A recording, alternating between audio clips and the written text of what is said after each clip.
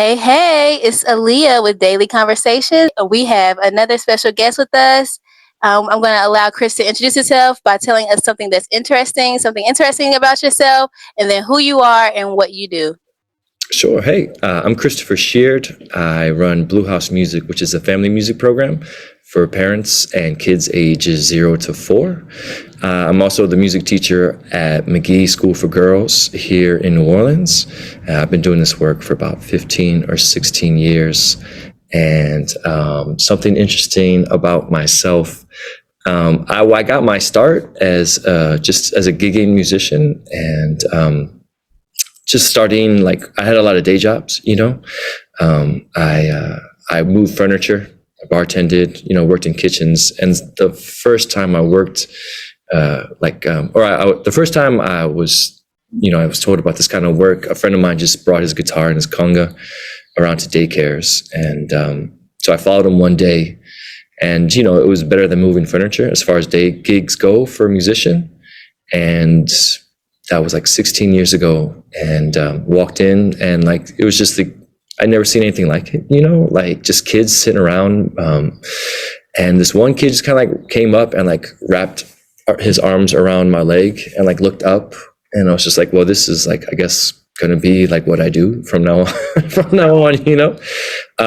So, and I always say that, like, I'm kind of like an accidental educator. Like I had no plan to do this, but again, like, it's been like, I'm pushing 20 years doing it.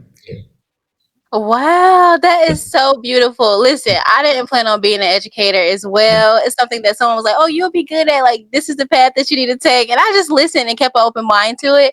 So, like, I feel like the path finds us when we're truly supposed to be, an educator. And I And think I love that. the open-mindedness of it, and like an open heart about it, like, really is it, Um, Yes. what about you? Was gardening something you did before you were in education, or was that something you were just kind of passionate about?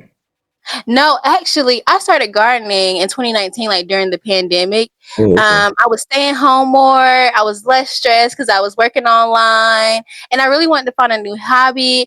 And so I had told my husband, like, I really love flowers. And so one day he just went out and bought a rose bush, and we planted it and let it grow. And then it started from there. And then I seen how my daughter enjoyed it and all the benefits of, growing, gardening with her, and just spending a lot of family time together and really bonding. And then also just the therapy of it all, like, and then also the vocabulary, like her growing her, this is when she was really young, so she was like learning new words, but it would be about nature and things like that. So it was a very positive just time, during that time of like the negativity that was going on with COVID. It was a very positive like influence over our lives.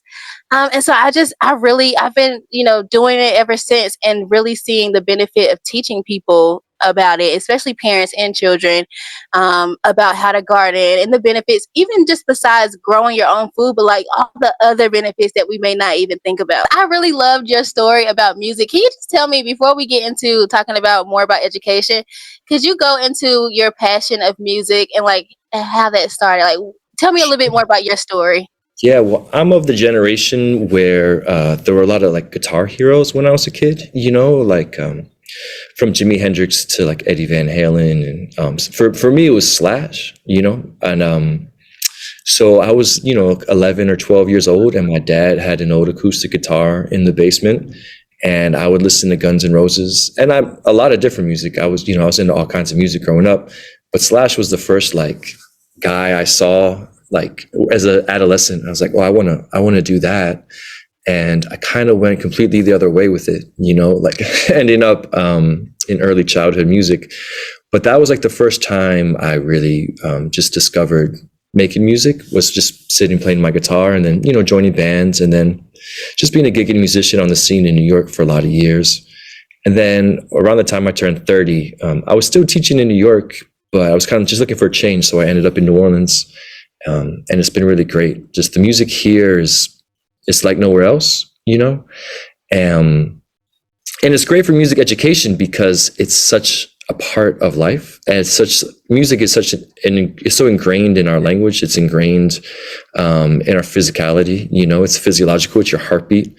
It's your voice. It's your physical voice, and it's just such a natural way of life here. It's everywhere, and Like when I first came here and I would teach kids, I was like, okay, this is, this is a 4-note simple rhythm, and they would go, you know, and it would just like start going off. I was like, oh yeah, you don't need me to teach you that.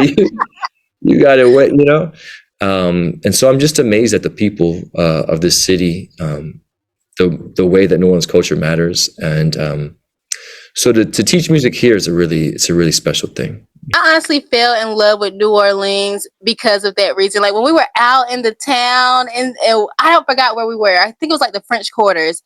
But I had this video, and I have to share it, of this man playing. I think it was his sax, and he was playing the da da da da da da da da, and I was just like, oh my god! I was over there singing, and more people came and joined us, singing the song, and it was just so beautiful. But it's nothing like it. Like I was very surprised of the culture. Like the culture there was so beautiful. Yeah. So I would love for you to talk about music and learning, and how you like what you do at Blue House Music, and how you have seen music help with learning. Totally. Well, music, all the arts are important. They're important for us at every age. They're all important for kids at a young age. But music, I think, has a really special place in child development because it touches every phase of it. It's obviously like social emotional, but it's also logical. It's physiological.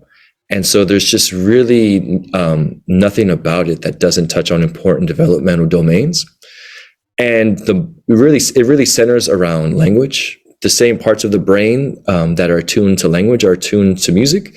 And I really tell parents who want to learn and more about making music themselves that you have an innate sense of tone and timing just by being a person. Like you can tell if someone's angry at you by their tone. You can tell if someone's having a bad day. You interpret it through their tone. Or if you have a question, it goes up, or if you have a statement, it goes down. That's just an innate sense of tone. The same with our heartbeat, like everyone has a heartbeat, and that's the kind of the roots of all music. If you look at it's called walking tempo, it's andante or whatever. That's just kind of like a normal human, like a healthy heart rate, which is about 120 BPM. If you go above that, it sounds and feels exciting. If you go below that, it kind of sounds, it can be either slow and contemplative, or it can feel sad or kind of morose. Kids, like young kids, their heartbeats are a little bit faster. So when we do education at this age, it tends to be a bit faster in general, But I tell people, like, if you have a heartbeat, you can make music. You've got a steady beat already. It's just, it's right here. So I think that natural connection is the most important thing with music and music education at this age, and especially with parents and parents being tapped into that and seeing how connected it is to their child's development. I think that's really important. So I would love for you to speak about the environment, especially because you like to include parents in learning. So like the positive benefits that you see when it comes to parents and children learning together in one environment. Yeah. It's sort of because I've thought about it for years as a teacher, and I'm 4 years into parenting now, and seeing it as a parent where your kids are learning no matter what. The distinction between work and play is kind of it's an adult creation. Kids don't have any distinction between like, this is the time that I'm learning and this is the time that I'm playing. And that's especially true for parents, where they're always watching and they're always listening and they're always learning from you. And if you're sitting next to your child on your phone, then they're learning to sit next to you while you're occupied. While you're cooking, they're learning by watching you cook. So all the good, all the bad, whatever it is, they're just watching you, and they're not watching you. If they're not watching you, they're looking for a time when they're going to be watching you again, or they'll be engaged in something and they'll look back to see if you're engaged too, or if you approve or if you disapprove. And so I really love this program in helping parents feel really connected to their child's development, so like connected to the child, and like that connection is really special, but also saying that like by making music together, then we're like really strengthening that bond, and we're really letting parents be like really active participants in their kids' language development, in their physical development, in their emotional development. And it's just a really wonderful thing to kind of see and be a part of. I feel the same way because I include parent participation in my programs, in my garden program. So I just recently hosted I would say my first official garden program with homeschooling families. And I was like, of course, parents can come and, be a part of the program, even though you do find, some programs that's like, no, parents cannot come. But I feel the same way. Like, I see the benefits of parents and children learning together. We're educated, so we see that. So we see, and I would love for you to go into like, maybe like the differences that you see, or like why you like this model, this way of parents teaching or learning with children, because you see how it's different, because you're an educator and you know that you have you have all the kids in the classroom and it's just Yeah. Yeah. but when it's with parents, it's a little bit different. Well, it's all about what independence looks like at different stages. And for, a 6-month-old, they're just going to sit in their parents' lap, and then I have third graders now that like they make music, you can really make music, and to see that development and that kind of array of see that whole change over time is really, really interesting. And it's important to understand and have the right expectations for the right age. So the program that I do for Blue House Music is immersive. So it's not focused on outcomes, but it's just experience. So kids aren't working on like music for performance. They're not working on like, it's not outcome driven, it's experience driven. And it's really like the act of like exploration and exploring music. And I think that's an important model, because parents, a lot of them, they feel like, well, I'm not a music maker. Like, we kind of delineate music as being made by professionals and consumed by the audience. But kids don't see that dynamic. I've never seen a kid look at an instrument and say, well, I don't know what to do with that because I'm not a musician. That's an adult mindset that we've kind of learned over time. All kids are artists. They just haven't been told that they're not artists yet, and so they're all musical. As long as they're curious, like, they'll see what it sounds like. They'll see what an instrument sounds like. And again, like, going back to that language development, when you're singing, you're creating a shared experience. You can see it at sports games, right? When chants break out, you can see it in protests. You can see it, when people work together, and you can see it like in schools. Parents look for activities to do with their kids. It kind of speaks to maybe how occupied our lives are with things that we don't necessarily see the connection in, especially on our phones. So that, like, being in person and doing something together, it's really important. And I really see the benefit that parents get out of it. And I could just see that totally with gardening. The reason why I resigned is because I was a new mom, and I just felt very overwhelmed and stressed with trying to juggle both.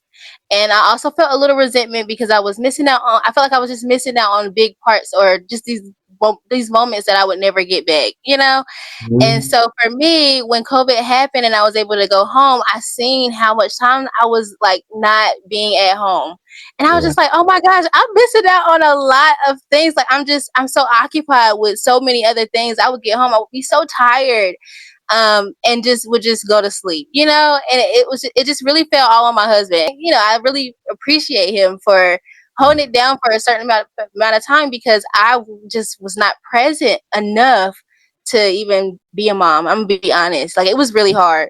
And so I decided, I made the choice, especially because I seen, like I said, during COVID, I was home. I seen how much time that I was missing, that I decided to resign so that I could spend more time. And that's how we spent time. We would go outside because we couldn't go anywhere. So we would go outside, we'd go in the backyard. I'm not saying we couldn't go anywhere, but we decided not to just go a whole bunch of places. And we would just go in the backyard and garden. And it was fun. And it kept her occupied. And like you said, even me just putting my hands in the dirt and just getting reconnected with my land, the land that I'm living on in this house, and just being more aware of nature. We started bird watching. It's just a lot of things that you can get into when you start to garden. It's more, like I said, it's more than just growing your food or growing flowers. You really start to develop a love for nature, and then your child does as well. And now we go outside. We have so much fun. We make nature art, and these are a lot of things that I introduced to my homeschooling family in the program as well. Like, one time everybody was the kids were doing like sea art, and the parents were there, and they were just in awe. They were so in love. Like, it's just a beautiful feeling and experience when you can see parents and how, like, in all the end of their children and their growth and the things that they're doing and how they're connecting with nature and other children.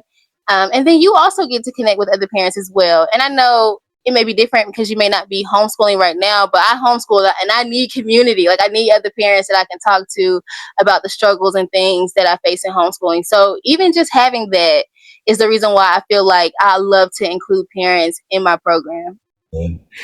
I mean, we're out of COVID, but the effects are so lasting. And I've noticed that with Blue House that a lot of parents come, they want to connect with other parents, and they like to talk after. And, at a class, parents like to linger when the class is done. It's one thing parents would do is just kind of like hang around, because once it's done, you're talking to no one, or you're talking to a 1-year-old or a 2-year-old, and the conversation isn't, it's not all that Right. engaging for your adult brain. So I definitely, I agree. I see the same exact thing of like parents wanting to not just connect with their kids, but connect with other parents. It's really a big part of what we do. It really is. So I really want to know, with Blue House, like, what do you feel like your impact is, or what impact would you like to have? Yeah, well, I really see it as the important work that I see it being is really the deprofessionalization of music making. If you were to get on stage, it's really important that you train and practice, and it's really important that you are a professional level musician.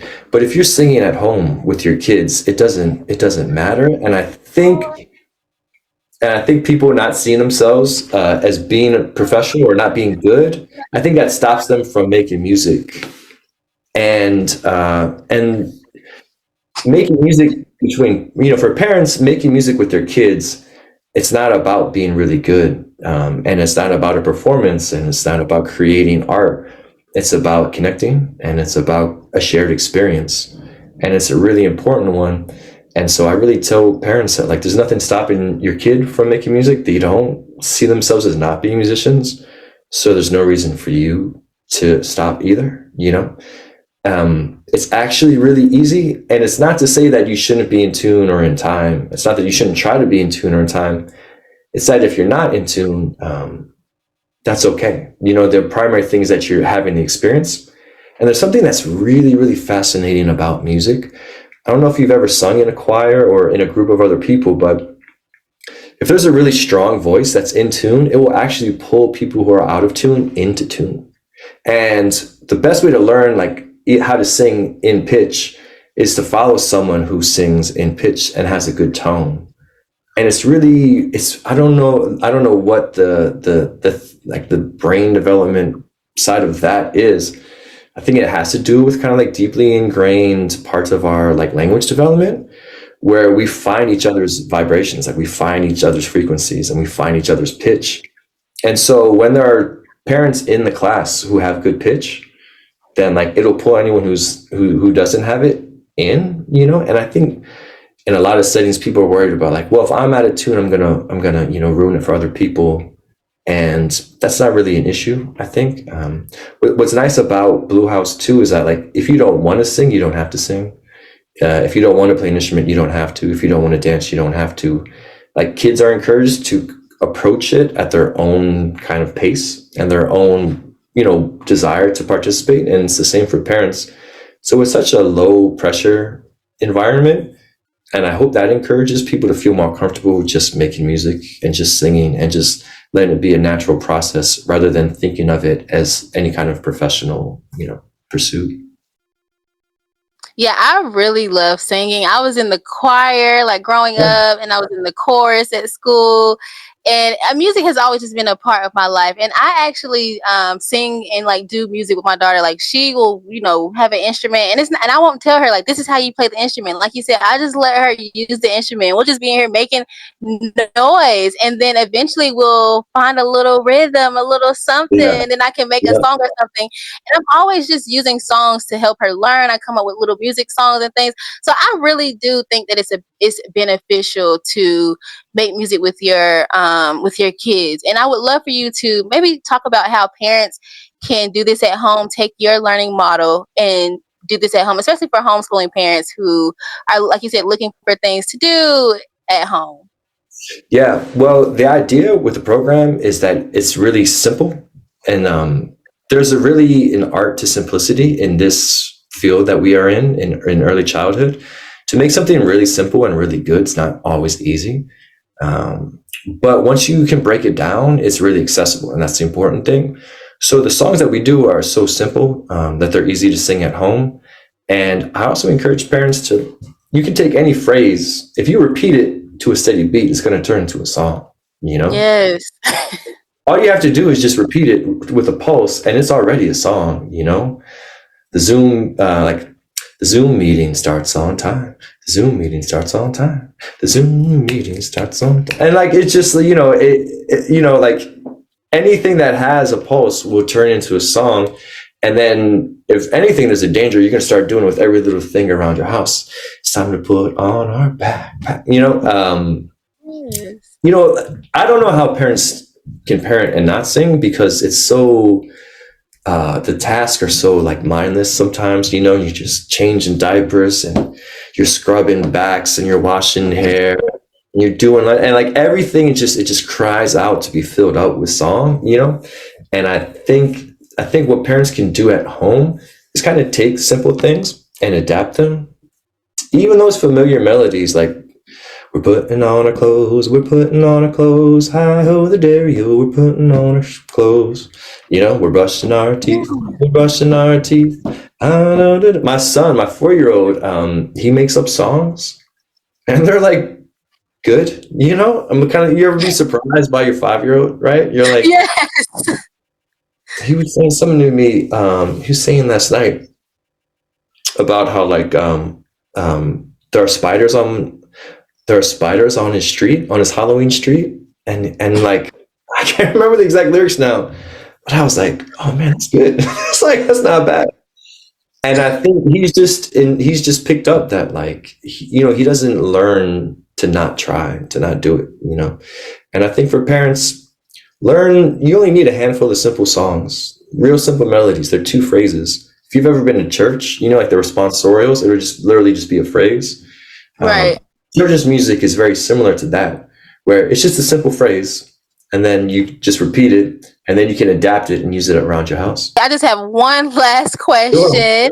And since you have been teaching for so long and educating children, I would love for you to give advice to parents, even new teachers, just in general about education. Like, is there anything that you just want to leave off with or say to parents or new teachers? Yeah, there are really important parallels and there are really important distinctions with teaching and parenting. And I really do think leading with wellness is really, really important. And not just wellness and self-care for the sake of, you know, I think a lot of wellness in our culture is really kind of vain, you know, and it's just to look good, feel good for the sake of it. But again, like, children are looking to us.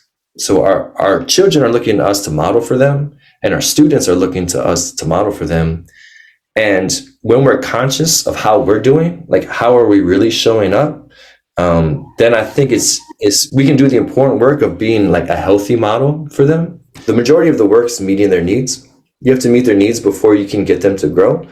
And I think showing up in a way that meets their needs is like starts with self-care, and trying to be in a good place. And so there's a poet named Khalil Gibran. He wrote a book called The Prophet, and there's a part of that where he talks about children. He describes children as living arrows that whose mark they set on the infinite, and parents as bows on which your arrows are sent towards the infinite. And he has this one line where he says, he talks about God, and he says, just as the Creator loves the arrow that flies straight, he loves the bow that is stable. And I think about that metaphor a lot as far as being like a really stable and caring presence in your own children's lives, also in your students' lives. I think everything else you figure out from there. But yeah, take care of self and show up in a really healthy way. You know, kids or students. I think it starts that, and then understanding, just understanding kids' need and meeting kids at their need. I think teachers and parents have expectations, and they're not always rooted in where a kid is at in their development.